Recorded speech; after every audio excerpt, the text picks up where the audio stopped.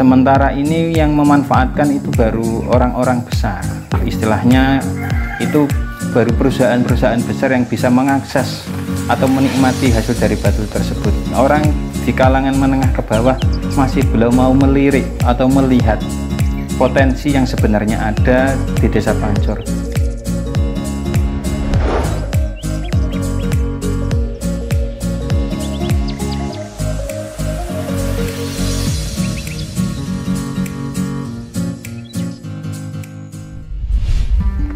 Assalamualaikum warahmatullahi wabarakatuh. Perkenalkan, nama saya Supriyanto, alamat Dukuh Geneng Salam, Desa Pancur, Kecamatan Mayong, Kabupaten Jepara.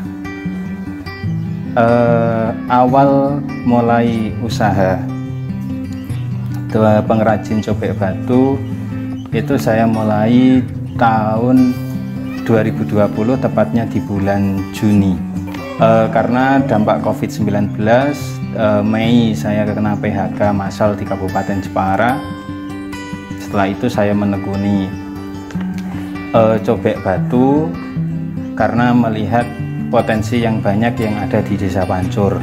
Modal awal untuk membuat kerajinan batu itu sekitaran 1.500.000 untuk membeli bahan, alat, dan juga mata pisau yang kami gunakan.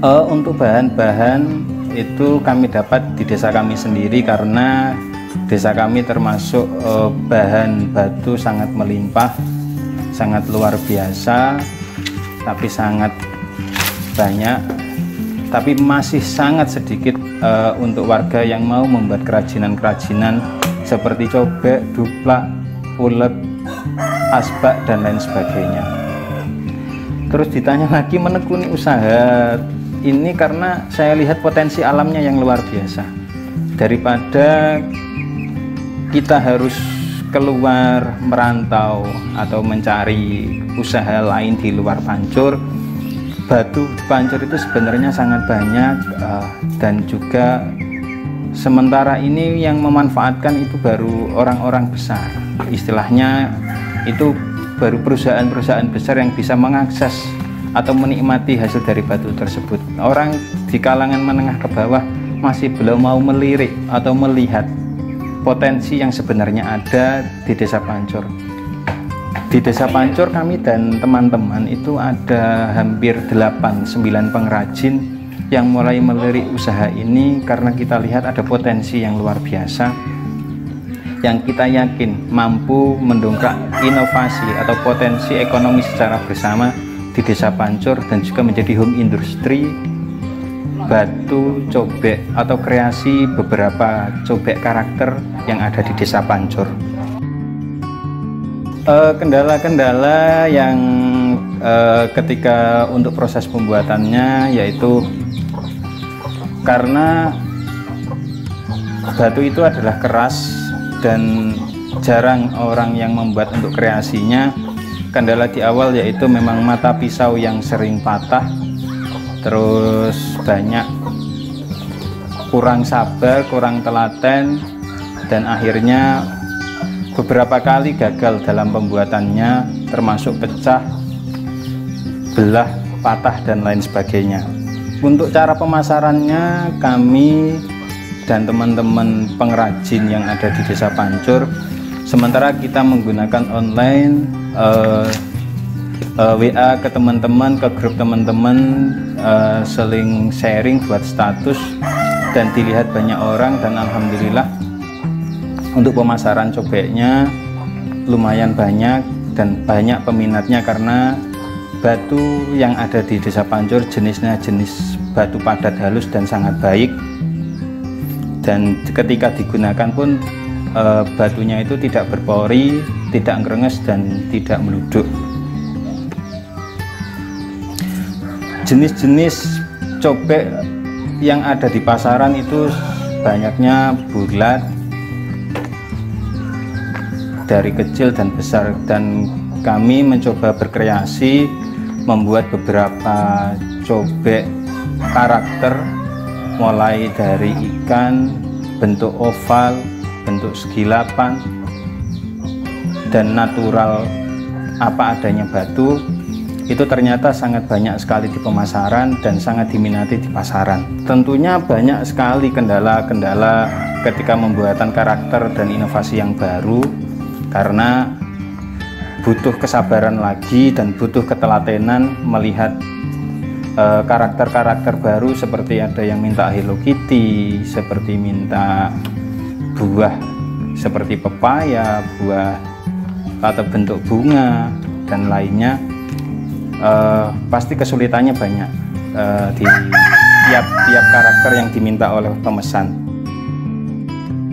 Kerugian keuntungan pasti banyak ya. Kerugian itu ketika produksi sudah hampir finish atau mungkin sudah 50% atau 70%, ketika itu terus kita melihat beberapa kendala di batunya, mungkin retak halus yang tidak terlihat. Ketika proses sudah sampai 50% 70% baru kita ketahui, dan itu pasti menjadi kendala tersendiri buat kami, karena batu yang belum bisa kami lihat secara utuh dari awalnya. Terus minimnya alat-alat yang kami punya harus memaksa kami ekstra keras untuk membuat satu batu menjadi satu cobek, karena kita masih harus banyak mempunyai alat-alat seperti pembelah batu, alat untuk memahat batu supaya itu menjadi bagian kecil-kecil, kurang lebih diameter ketebalan 6 cm, 4 cm, dan juga 8 cm itu nanti untuk ukuran-ukuran yang besar. Pendapatan per bulan, kalau ditanya pendapatan sih kita belum mampu menghitung ya, tapi yang jelas cukup lah, lumayan untuk pembuat hasilnya. Kurang lebih kalau ditanya satu bulannya berapa, mungkin kalau kotor 3,5 kita dapat.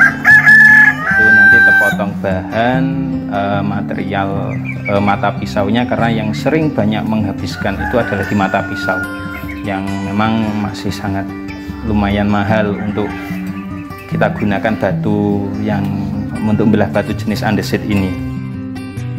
Motivasinya kepada saya pribadi, teman-teman pengrajin, masyarakat Desa Pancur, mari kita bersama-sama mengembangkan usaha potensi alam yang ada di Desa Pancur dengan kita membuat kerajinan-kerajinan yang terbuat dari bahan batu, karena permintaan di pasar itu sangat luar biasa.